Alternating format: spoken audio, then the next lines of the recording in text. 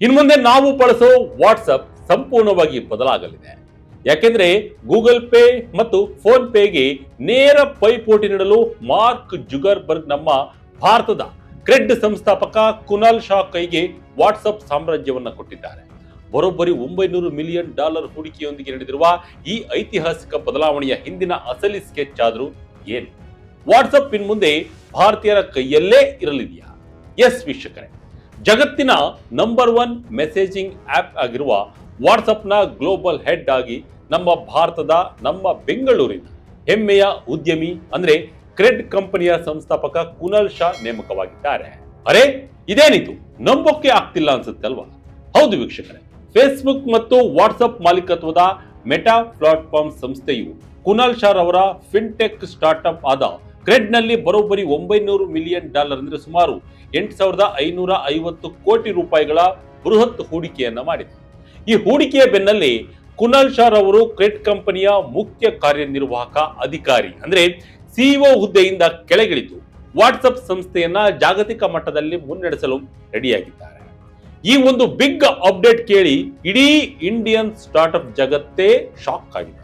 ಅಷ್ಟಕ್ಕೂ meta company credit ಮೇಲೆ ಇಷ್ಟೊಂದು ದೊಡ್ಡ ಹಣ ಹೂಡಿಕೆ ಮಾಡಿದ್ಯಾಕೆ? ಕುನಾಲ್ ಶಾ ಅವರಿಗೆ ವಾಟ್ಸಪ್ ನ ಇಷ್ಟು ದೊಡ್ಡ ಜವಾಬ್ದಾರಿ ಸಿಕ್ಕಿದ್ದು ಹೇಗೆ? ಈ ಎಲ್ಲದರ ಕಂಪ್ಲೀಟ್ ಇಂಟ್ರೆಸ್ಟಿಂಗ್ ಕಥೆಯನ್ನ ಇವತ್ತಿನ ವಿಡಿಯೋದಲ್ಲಿ ಡೀಟೇಲ್ ಆಗಿ ಹೇಳ್ತಾ ಹೋಗ್ತೇನೆ. ವಿಡಿಯೋವನ್ನ ಕೊನೆ ತನಕ ಮಿಸ್ ಮಾಡದೆ ನೋಡಿ.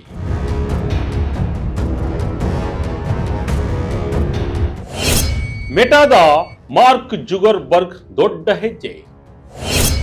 ವಾಟ್ಸಪ್ನ ಗ್ಲೋಬಲ್ ಬಾಸ್ ಆದ Kunal Shah, S, mark Zuckerberg ದೊಡ್ಡ ಹೆಜ್ಜೆಯನ್ನು ಇಟ್ಟಿದ್ದಾರೆ. ಭಾರತದಲ್ಲಿ ವಾಟ್ಸಪ್ ಬಳಕೆದಾರರ ಸಂಖ್ಯೆ ಡಬಲ್ ಡೌನ್ ಆದ ಬೆನ್ನಲ್ಲೇ ಭಾರತದ ಉದ್ಯಮಿ ಕುನಾಲ್ ಶಾ ಅವರನ್ನ ವಾಟ್ಸಪ್ಗೆ ಹೆಡ್ ಮಾಡಿಬಿಟ್ಟಿದ್ದಾರೆ. ವಾಟ್ಸಪ್ಗೆ 600 ಮಿಲಿಯನ್ಗೂ ಹೆಚ್ಚು ಬಳಕೆದಾರರಿದ್ದಾರೆ. ಈಗಾಗಲೇ ಪೇಯ್ಡ್ ವರ್ಷನ್ ಪೇಮೆಂಟ್ ಮತ್ತಿತರ ಸೇವೆಗಳನ್ನು ನೀಡುತ್ತಿರುವ ವಾಟ್ಸಪ್ ಡಿಜಿಟಲ್ ಪೇಮೆಂಟ್ ನಲ್ಲಿ ಗೂಗಲ್ ಪೇ ಹಾಗೂ ಫೋನ್ ಪೇಗಿಂತ ಬಹಳ ಹಿಂದೆ ಇದೆ. ಆದ್ದರಿಂದ ಫಿನ್ಟೆಕ್ ಸ್ಟಾರ್ಟ್ಅಪ್ ಕಟ್ಟಿದ್ದ ಕುನಾಲ್ ಶಾ ಅವರನ್ನೇ ಮಾರ್ಕ್ ಜುಗರ್ಬರ್ಗ್ ತಮ್ಮ ವಾಟ್ಸಪ್ನ ಮುಂದಿನ ಮುಖ್ಯಸ್ಥರನ್ನಾಗಿ ನೇಮಿಸಿದ್ದಾರೆ. ಇಲ್ಲಿಂದ ವಾಟ್ಸಪ್ ಹಣೆಬರ ಬದಲಾಗಿ ಗೂಗಲ್ ಪೇ ಹಾಗೂ ಫೋನ್ ಪೇಗೆ ಸಿಡ್ಡು ಹೊಡೆಯುತ್ತಾ ಎಂಬುದನ್ನ ನೋಡಬೇಕಿದೆ. ಕೇವಲ ಕುನಾಲ್ ಶಾ ಹೆಡ್ ಆಗಿರೋದು ಮಾತ್ರವಲ್ಲ, ಅನೇಕ ಡೀಲ್ಗಳು ಈ ನೇಮಕದಲ್ಲಿ ಆಗಿವೆ.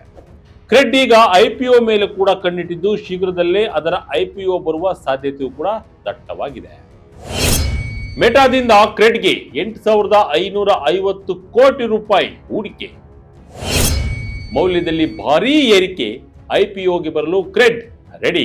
ಎಸ್ ವೀಕ್ಷಕರೇ, ವಿಷಯ ಏನಪ್ಪಾ ಅಂದ್ರೆ ಮೆಟಾ ಕಂಪನಿಯು ಕ್ರೆಡ್ನ ಸೀರೀಸ್ H ಫಂಡಿಂಗ್ ರೌಂಡ್ ನಲ್ಲಿ ಬರೋಬ್ಬರಿ $900 ಮಿಲಿಯನ್ ಹೂಡಿಕೆ ಮಾಡಿದೆ.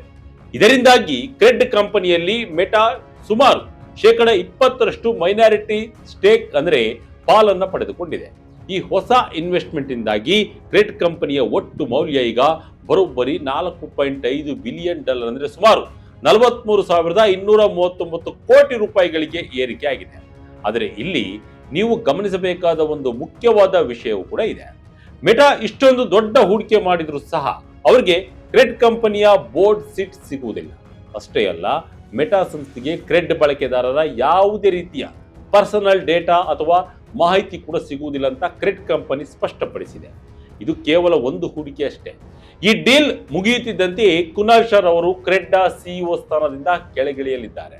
ಅವರ ಜಾಗಕ್ಕೆ 2020ರಿಂದ ಕ್ರೆಡ್ ಕಂಪನಿಯಲ್ಲಿ ಸ್ಟ್ರಾಟಜಿ ಮತ್ತು ಫೈನಾನ್ಸ್ ವಿಭಾಗವನ್ನ ಮುನ್ನಡೆಸ್ತಾ ಇದ್ದ ಮಿಥೇನ್ ಸಂಪತ್ ರವರು ಮಧ್ಯಂತರ ಸಿಇಒ ಆಗಿ ಅಧಿಕಾರವನ್ನ ವಹಿಸಿಕೊಳ್ಳಲಿದ್ದಾರೆ.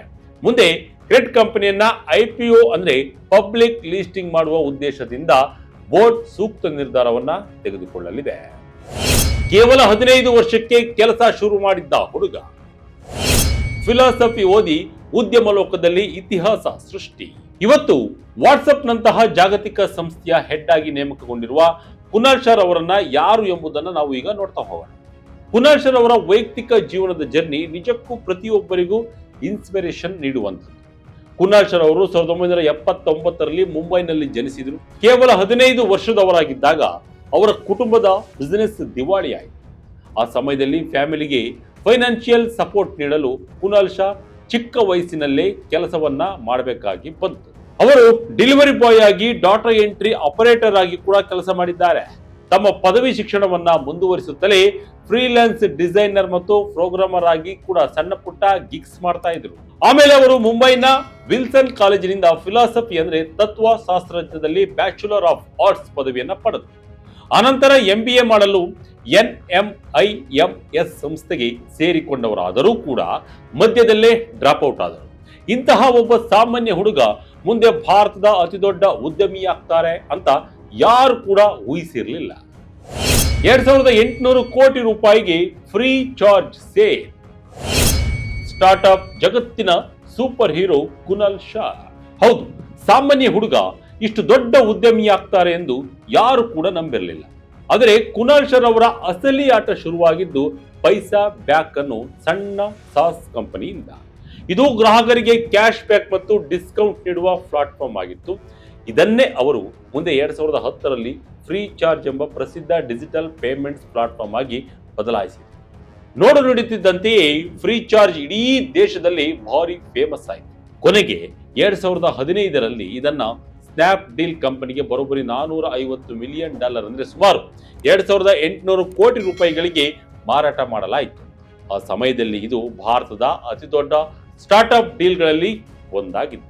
ಫ್ರೀ ಚಾರ್ಜ್ ನಿಂದ ಎಕ್ಸಿಟ್ ಆದ ಬಳಿಕ ಕುನಾಲ್ ಶಾ ಸುಮ್ಮನೆ ಕೂರಲಿಲ್ಲ. ಅವರು ವೈ ಕಾಂಬಿನೇಟರ್ ನಲ್ಲಿ ಪಾರ್ಟ್ ಟೈಮ್ ಪಾರ್ಟ್ನರ್ ಆಗಿ ಕೆಲಸ ಮಾಡಿದ್ರು. IIM AI ಸಂಸ್ಥೆಯ ಚೇರ್ಮನ್ ಆದರು. ಹಾಗೆಯೇ ಸಿಕ್ವಾಯಾ ಕ್ಯಾಪಿಟಲ್ಗೆ ಅಡ್ವೈಸರ್ ಆಗಿ ಕೂಡ ಕೆಲಸವನ್ನ ಮಾಡಿದರು. ಇಷ್ಟೇ ಅಲ್ಲದೆ ಅವರು ಭಾರತದ ಅತ್ಯಂತ ಸಕ್ರಿಯ ಏಂಜಲ್ ಇನ್ವೆಸ್ಟರ್ಗಳಲ್ಲಿ ಒಬ್ಬರಾಗಿ ಬೆಳೆದರು. Razorpay, Unacademy, Jupiter, Shiprocket, BigBasket, Spinny, MPL ನಂತಹ ಸುಮಾರು 200ಕ್ಕೂ ಹೆಚ್ಚು ಸ್ಟಾರ್ಟ್ಅಪ್ಗಳಿಗೆ ಇವರೇ ಇನ್ವೆಸ್ಟ್ ಮಾಡಿದ್ದಾರೆ. ಅಂದ್ರೆ ನೀವು ಯೋಚನೆ ಮಾಡಿ ಹೇಗೆ ಬೆಳೆದು ಬಂದ್ರು ಅಂತ.